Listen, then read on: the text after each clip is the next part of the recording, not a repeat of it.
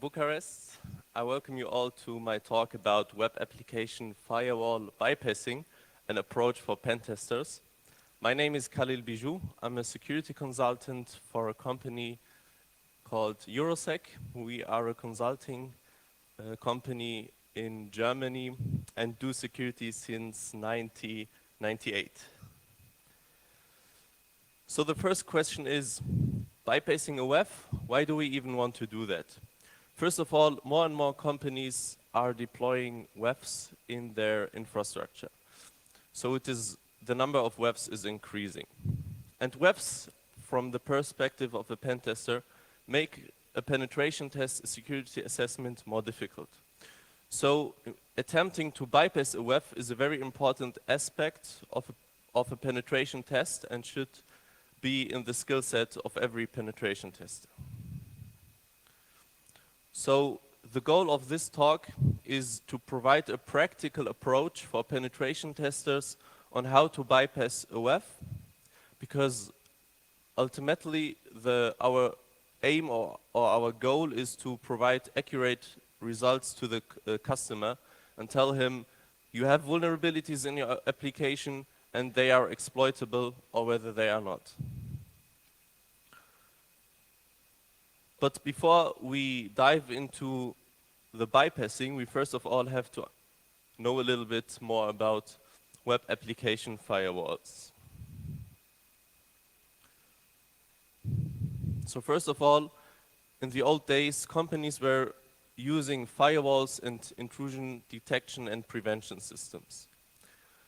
The problem with these are that they work on the transport layer.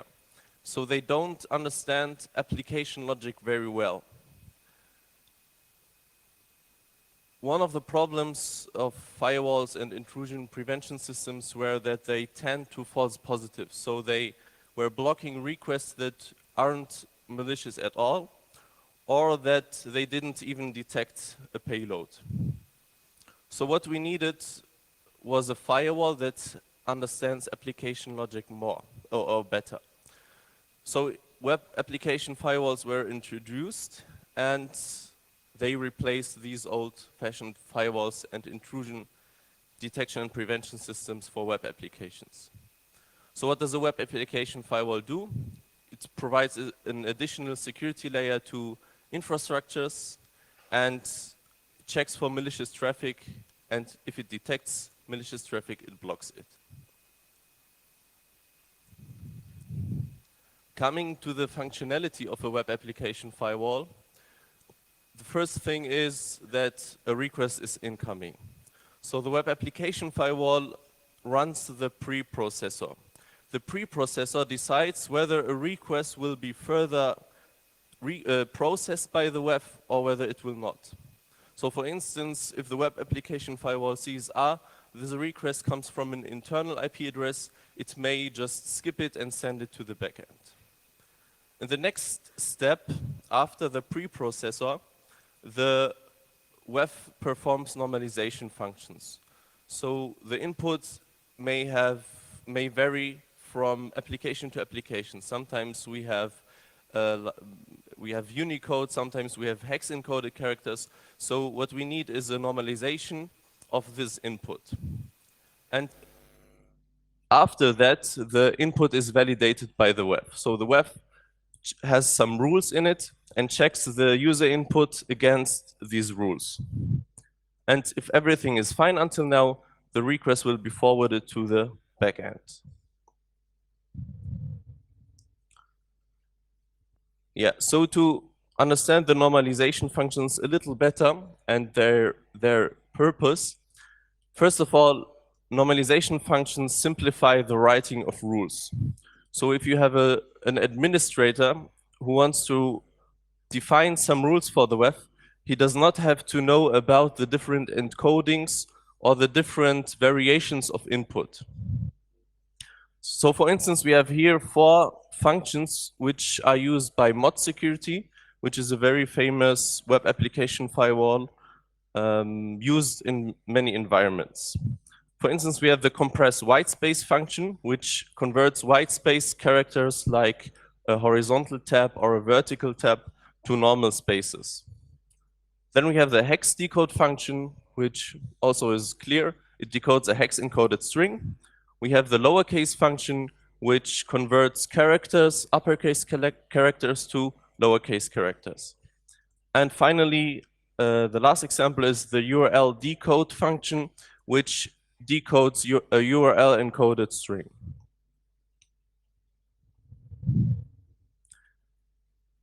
Then the input validation of WEFs comes after the normalization functions. And here we have different security models. And these security models define how to enforce the rules. They mostly consist of regular expressions. And generally, we have three security models: the positive security model, the negative security model, and the hybrid security model. To have a deeper look into the first two security models, here's a short comparison between the positive and the negative security model. So the positive security model is also called whitelisting. The general rule is deny all but known good. So the general rule is to deny every request except if we find something in it that we have defined as good. The advantage of a whitelist is that it prevents most zero-day exploits. So for instance, if we have a parameter ID, we can assume that the input for this parameter will be only integer numbers. So if there is a zero-day exploit, it will be very unlikely that it will work. So we can say that the whitelist model is more secure than a blacklist model. But the disadvantage of the whitelist, and this is probably why most companies do not use it, is that for setting a whitelist up, you have to have a comprehensive understanding of the web application. So the administrator needs to know what is the application about, what does it do, what parameters does it have, and what is a valid input and what is not. So creating the rules for this whitelist is a time-consuming process. On the other hand, we have the blacklist model. Here's the general rule: allow all but known bad. So every request is fine and is allowed by the web, except for those requests where we find something bad. The blacklist mostly comes shipped with the web, so we don't have to create a blacklist ourselves. Another advantage is the fast adoption. So we may buy a WEF or install a WEF and we can use it right away. The administrator who is deploying the WEF does not need to know anything about the application. In general, he doesn't need to know a lot. He can just deploy it and it will work. How good it will work is the other question, but it will work. And finally, it will a blacklist, and this is probably why most companies use them, are able to protect several applications. As we define what is bad input, we define what is the bad input, and the bad input is not just bad input for one application, but for all our applications. The problem with the blacklist is that it tends to false positives. So if any one of you may have used once mod security with the standard blacklist rule set, you may have encountered several error pages where you were just using the application normally. So for instance, if you want to use mod security with a CMS like WordPress, you may forget it if you don't disallow, or if you don't disable some of the rules. And another thing, which maybe not a big disadvantage, but it is a time-consuming process for the web to check every request against a very, very long list of bad inputs. Okay, that's about the functionality of WEFs. Coming to bypassing methods and techniques. So these techniques and methods can be categorized into three different parts. The first part is the preprocessor exploitation. Here, we try to make the WEF skip input validation. So maybe we can try to, I'll give an example later. So we try to let the WEF think, this request is okay. I don't even have to see in it, look through it and try to find any bad payload. The second category is the impedance mismatch category, where we try to find a payload that is interpreted by the WEF differently than the backend. And finally, we have the rule set bypassing, and this is probably the category where the methods are most likely to work. We try to find payloads that are not detected by the WEF. So coming to the first category, preprocessor exploitation. One example for this category is skipping parameter verification. Here we try to find an alternative for the parameter name, which is interpreted by the WEF differently. So for instance, we have PHP, which removes white spaces from parameter names or transforms them into underscores. So we have this URL, website.com/products.php %20, which is a URL encoded white space, product ID. So this request comes into the WEF, and the WEF sees %20 product ID and tries to match it against all parameters it knows. And it doesn't find one. And in the back end, when it comes to the PHP web server, or the web server which uses PHP, the white space is just removed, and we have the parameter name product ID, and it will be processed correctly by the backend. The same applies for ASP, which removes a % character, which is not followed by 2 hexadecimal digits. So again, we have the example website.com/products.aspx % product ID. Again, what does the WEF see? It sees the % product ID. I don't know this parameter, so it will be fine. And when it comes to the backend, ASP then just removes the % and sees product ID. And yeah, if a WEF is configured in such a way that it does not reject unknown parameters, it may be bypassed by this way. The second example is a malformed HTTP method. So if we have a web server that is misconfigured and accepts HTTP parameters that are not defined in the specification, like in the example, hello 123, and we got a response of 200 OK, then we may try this method and hope that the WEF only inspects get and post parameters and skips every other HTTP method. And the third, a little bit brutal method is to just try to overload the WEF. So a WEF may be configured in such a way that it skips input validation if performance load is heavy. And this often applies to embedded WEFs, because we as a company do not want to reduce the usability of our application. And most companies then favor usability over security. So what we can do is to send a great deal of malicious requests and try to overload the WEF with this technique, and hope that some of our requests gets through the WEF and will be sent to the backend. Okay. The second category is impedance mismatch. Again, what we here try is to find a payload that is interpreted by the WEF differently than by the backend. A very famous technique is called HTTP parameter pollution. So what we do is we send a request with, or a number of parameters with the same name.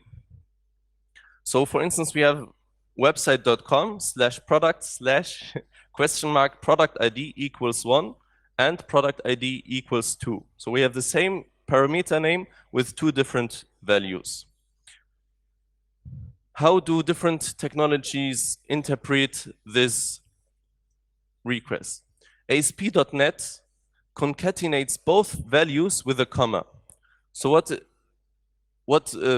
gets to the backend is product ID equals 1, 2. JSP, for instance, just uses the first occurrence. So what it processes is product ID equals 1, and PHP uses the last occurrence, and it gets product ID equals 2. So if we assume that we have the following payload, product ID equals select 1, 2, 3 from table, then probably every wef will block our request. But what we can do if we have, for instance, an ASP.NET application, we can try to divide our payload and send product ID equals select 1 and product ID equals 2, 3 from table.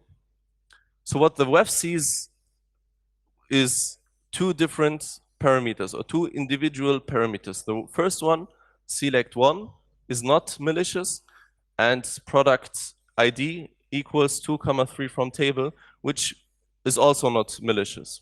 But would we have sent the whole request in just the first parameter, then the web may detect it. And this was actually a bypass for mod security in 2009.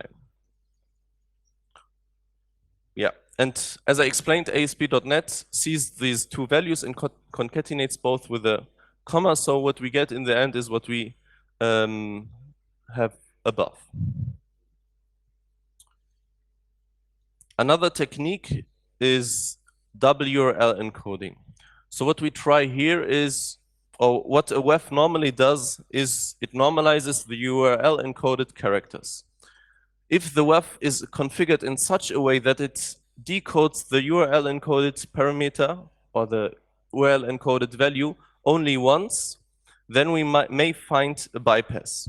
So what we try is to take a character like the S in the example and URL encode it, which gives us percent 37. 73, sorry. And this again, we URL encode this again and get percent 25, percent 37, percent 33. So we try to craft our payload then with, which you can see on the bottom, 1 union, and then our double URL encoded S, elect 1, 2, 3. So what hopefully happens is that the web receives the request, decodes it once, and still sees percent 73, and says, okay, this payload is okay, I don't find it in my blacklist, so I can give it to the backend. Okay, coming to the last category, which is rule set bypassing. So in the rule set bypassing, we have 2 methods. The first one is a brute force method, where we just try different payloads and hope that one of our payloads gets through the web. This is a very simple approach and probably not the best one. But the more intelligent approach is to reverse engineer the web's rule set. So what we try is to find out, how does the rule set look in the web? What is blocked by the web and what is not blocked by the web? And we know, if we know how the rule set looks like, we can attempt to find a payload that is not blocked by the web.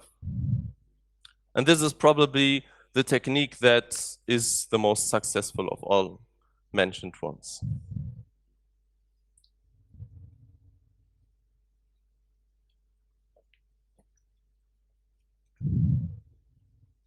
Okay, so now we have a good overview of the methods and techniques. Just that you know, these are just examples and there are many more out in the wild. Coming to the approach for penetration testers. So the question we want to answer here is, if you are a penetration tester and have an application which is secured by a web, what are the steps that you have to take and what are the phases for bypassing the web. So to give an overview, first of all, these phases are a little bit similar to the normal phases of the normal penetration test. And it is divided into 6 phases, whereas phase 0 may not be always possible. So does any one of you have an idea what the first phase may be? Phase 0.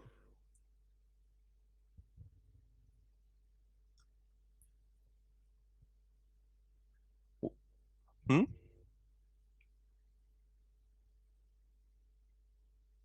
To find the name of the web? Okay, that's very good. So you mean reconnaissance phase. Very good. But even before it, it's something that I think no one thinks of, but the first phase is to just disable the web. So what is, again, our objective? Our objective is to find security holes in an application. We want to find bugs and security vulnerabilities in an application. So if we disable the web, we can find these vulnerabilities more easily. And eventually, the assessment of the security will provide more accurate results. So what we try to accomplish is to tell the customer to disable the web for 1 or 2 days. And if the web is disabled, we can have a more focused approach to find vulnerabilities or find where the vulnerabilities in an application are. And if later the web is turned on again, we can try, we know where to search. But that's why it's called phase 0. It may be not realizable in every penetration test. For instance, if the customer wants you to test a productive system. And after that, as you said correctly, is the reconnaissance phase. So what we try here is to gather information about the target, about the web server, about the programming language that it was used, about the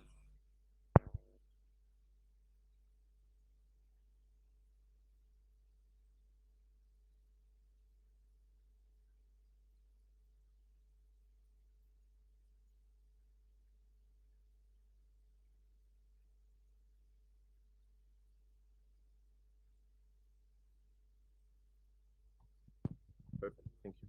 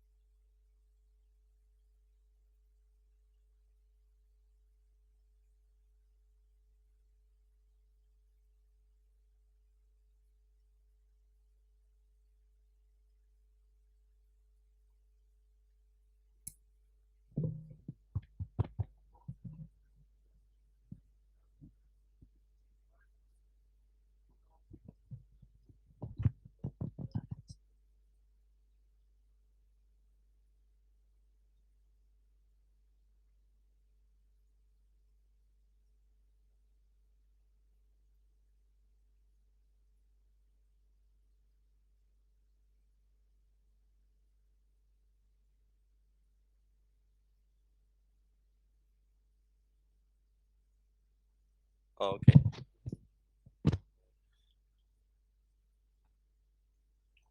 Okay. Phase 3, finding an impedance mismatch. Impedance mismatch, to remember you, is to find a payload that is interpreted by the web differently than by the backend, and therefore it may not detect it. So what is really important here is, what really important is to have knowledge about the backend system, which we have hopefully acquired in the reconnaissance phase.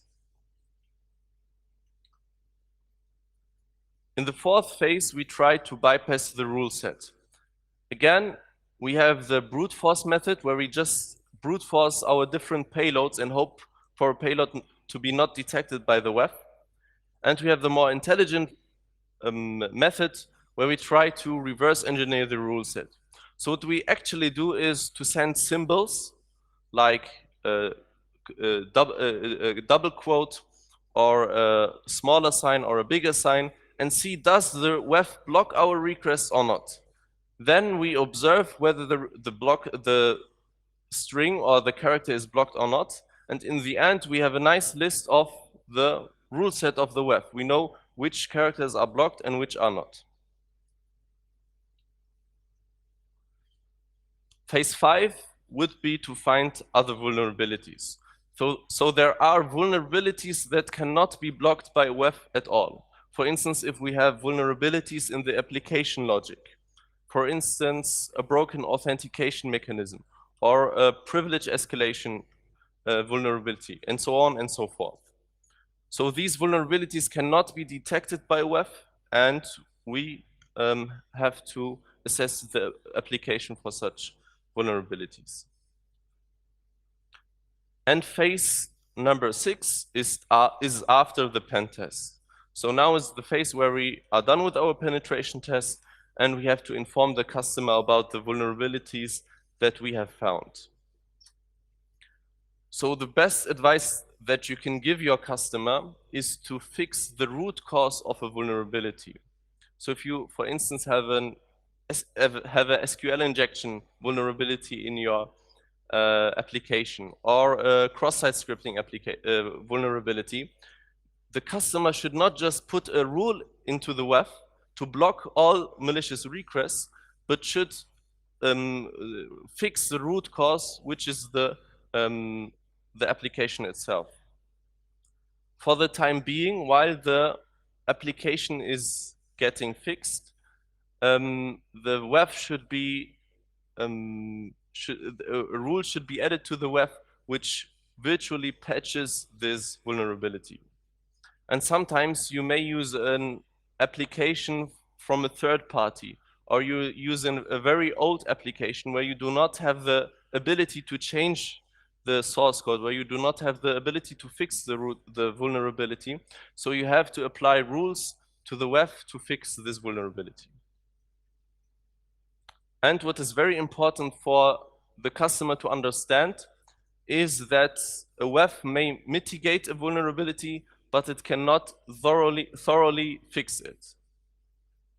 Yeah. Coming to the last aspect of my talk, which is a program I developed during my bachelor thesis called Web Ninja.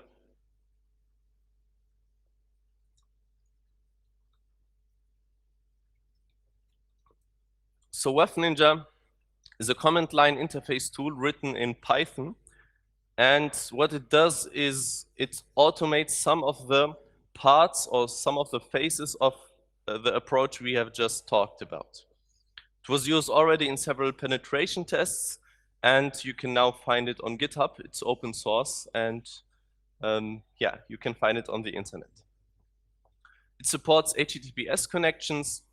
It supports the use of get and post parameters, the usage of cookies, and you can also set up an intercepting proxy. Web Ninja has a function called the fuzz function, or yeah, the fuzz function. So what it does is fuzzing the application. It sends different keywords and payloads to the application and analyzes the response and tries to detect whether the payloads it has sent, whether they were blocked by a web or not. And in the end, the results are displayed in a clear and concise way. So we have a nice output at the end where you can just check, is this symbol blocked or not? And you can always extend the fuzzing strings with a function called insert fuzz. So I've prepared a small demo of the tool just to show you how it works.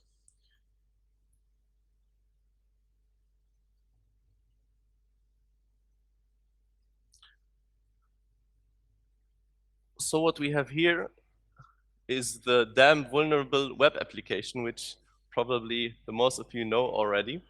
It's an application used to test different vulnerabilities and to get a little bit of experience with these technologies. For instance, we have this field which says, what is your name? And as you can see in the title, the vulnerability is called reflected cross-site scripting. So what we have an input field where we enter our name. So for instance, I enter my name, Khalil. And as you can see, it says, hello, Khalil. What the penetration tester now thinks of is cross-site scripting. So what we now try is Khalil script alert 1 script. And we try to execute our request and see, oh, we got a web application firewall alert. So the application is now secured by a web called WebNight, which is an open source web application firewall made by the company Actronics. So our payload is blocked. What are we going to do now?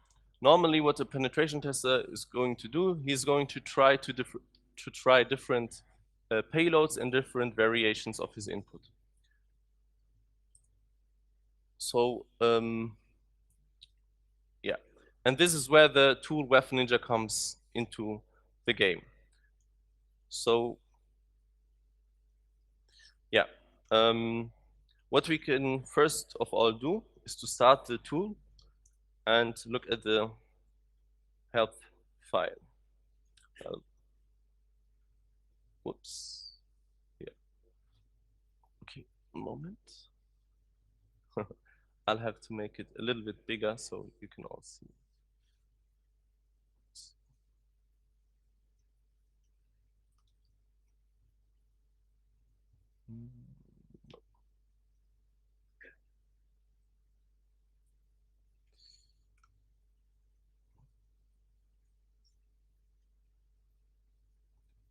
Okay.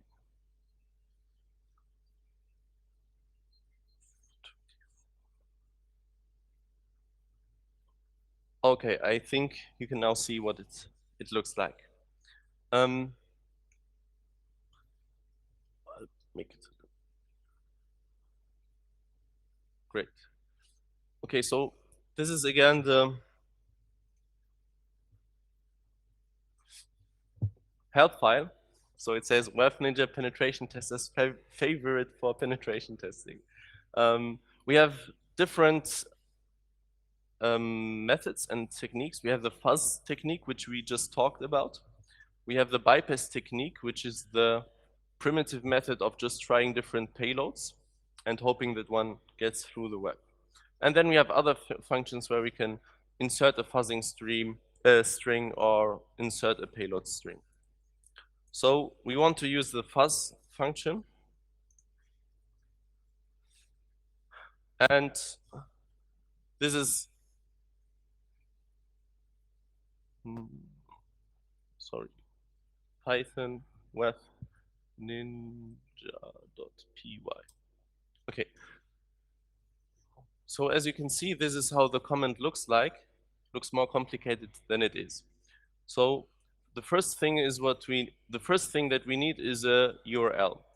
So -u, and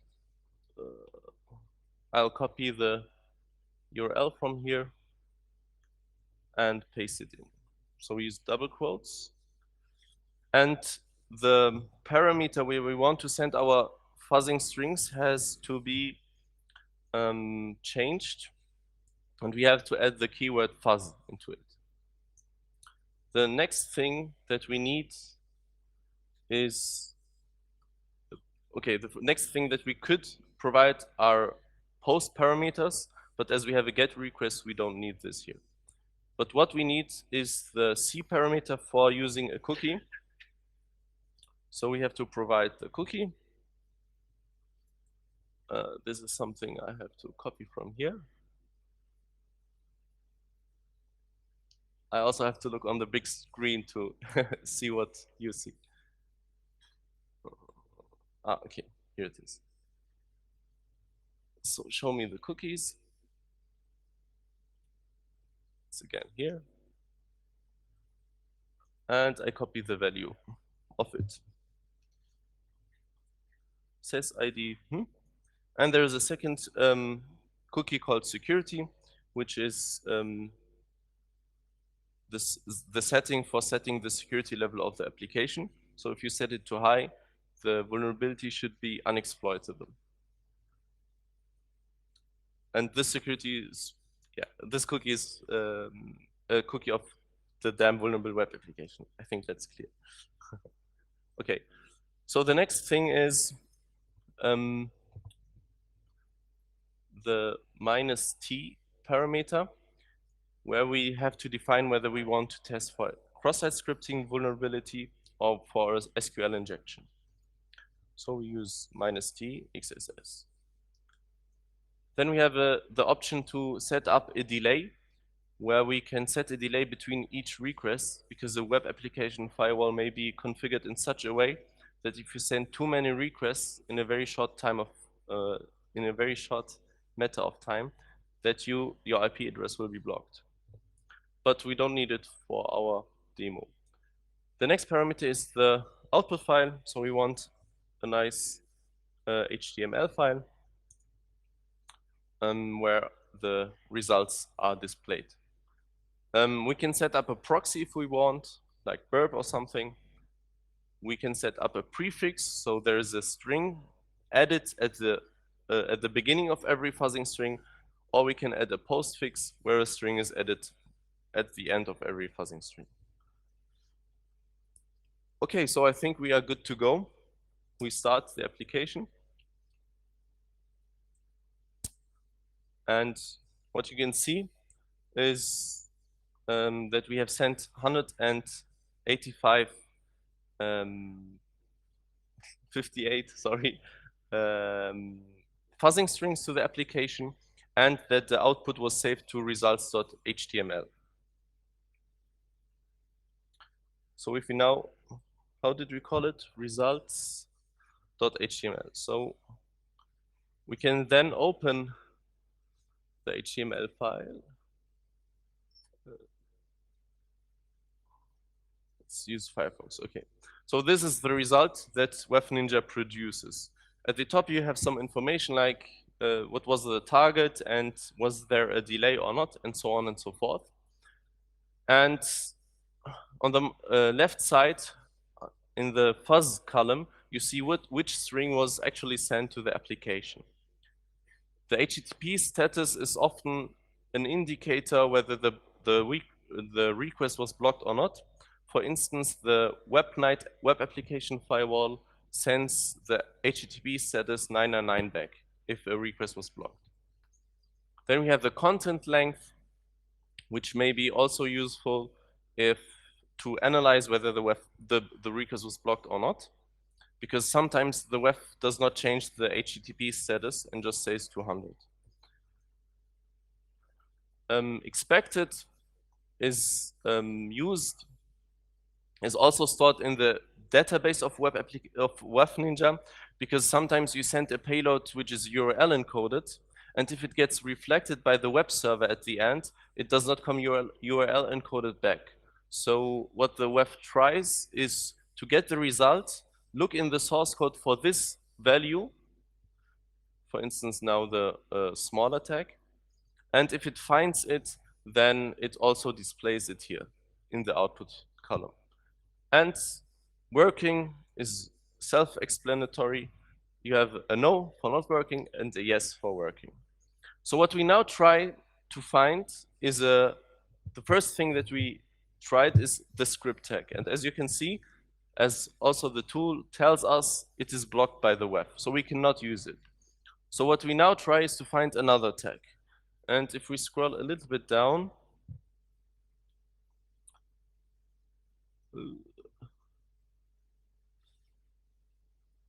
and search for tags, I'll make it a little bit bigger. So I think that's better now. Okay. And now we can look for different tags which are not blocked by the web. For instance, we have the image source tag. So what we can do is to verify whether it is a false positive or not. We can copy it and paste it into our application. We send it, and as you can see, it was not blocked by the web, and the web application processes it. So what we now do, or what we now need, is a JavaScript function where we can insert JavaScript. Who has an idea which function we can use? On error, very good.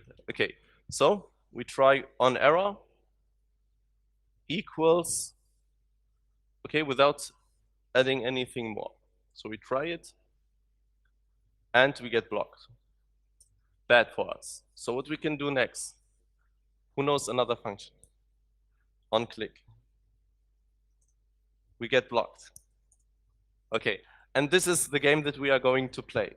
So what we did was we used Web Ninja and now have a nice list of every JavaScript function that works and which does not work. And there are over 150 JavaScript functions.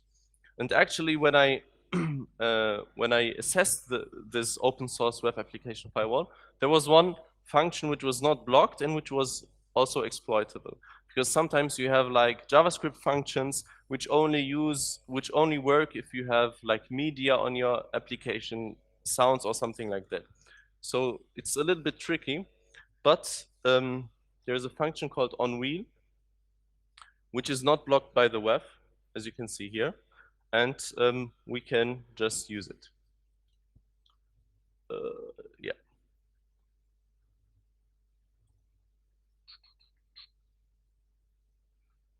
So we try to insert it and see whether we are blocked or not.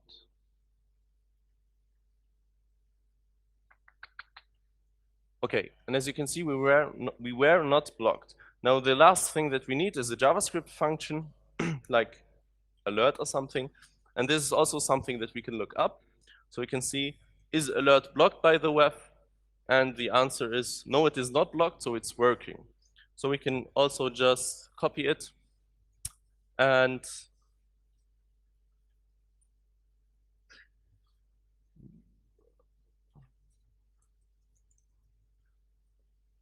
on source x on wheel equals alert 1.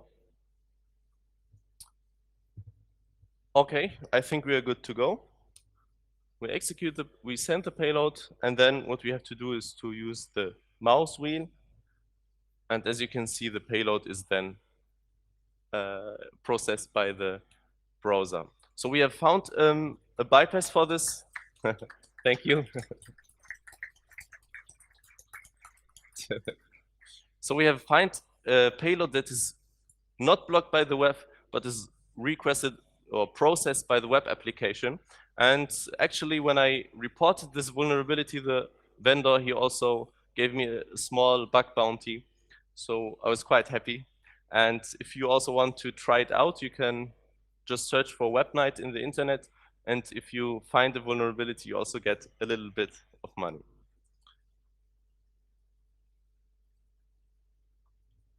Oops.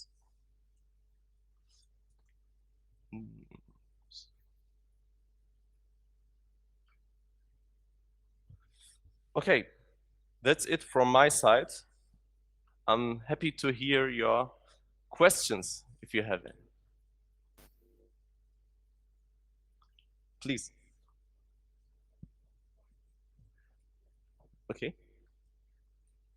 You said that you've used Python for the tool. You wrote all the code yourself, or you used the beautiful soup or LMX or some other libraries. Yeah, did everyone understand the question? He asked whether I use Python as a programming language for my tool. Did I use any libraries or not? Yes, I did use libraries. There is a good library called URL lib2, which is used to send requests and to receive responses, because I didn't want to program something on the socket level. So yeah, I used this library, and it was very good and easy to use, so I can just recommend it. And generally speaking, as I said, you can find Web Ninja on GitHub. You can download it, try it yourself, and I'm very happy if you could provide some feedback to me. Please. Have you tested your WAF Ninja also on F5? No, unfortunately not. I didn't have the chance to. So this paper I wrote, and also the tool, I developed during my bachelor thesis, and I didn't have the resources to buy a F5 for my home lab. So yeah, I only used open source web application firewalls. But there was a paper, I think some months ago, around 6 months ago or something, by a guy called Mazin Ahmed, who found several vulnerabilities in the Imperva firewall, in several commercial firewalls. So yeah, you may also search for this. Okay, I think, yes, please. One moment.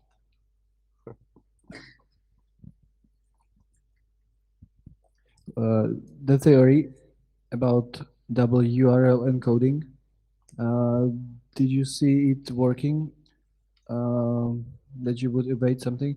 Because double decoding, or I don't know how many times infinite decoding, sounds like incorrect behavior to me. Yes, correctly. This is incorrect behavior, and if you find such a thing, then the web is probably not a good web, and you can just dismiss it. I took this technique from a Chinese web. It was called Web Application Firewall Bypassing Cookbook. So what he was doing was using Chinese web application firewalls and try to find vulnerabilities in them. But you are correct. I wouldn't suppose that the known web application firewalls really only decode URL encoded strings once. So I also think that it's very unlikely that it will work, but it's still a technique, and yeah, there's a small little chance. Yeah. All right, great. Thank you guys for your questions. Thank you for your attention.